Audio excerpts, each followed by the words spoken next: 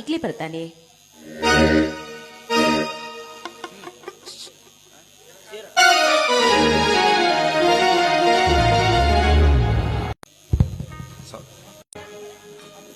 ಅಪ್ಸರೆಯಂತೆ ಅರಗಿನ ಹೆಣ್ಣು ಇಂದು ನನ್ನ ಮನೆಗೆ ಸೊಸೆಯಾಗಿ ಬರಬೇಕಾದರೆ ಅಚ್ಚರವೇ ಸರಿ.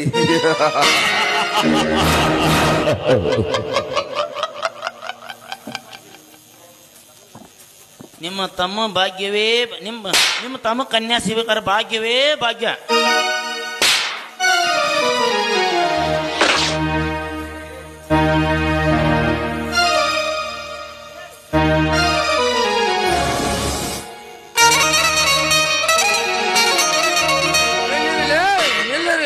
ಈ ನನ್ನ ಮನೆಯಲ್ಲಿ ಕುಳಿತುಕೊಳ್ಳುವ ಯೋಗ್ಯತೆ ನಿಮಗಿಲ್ಲ.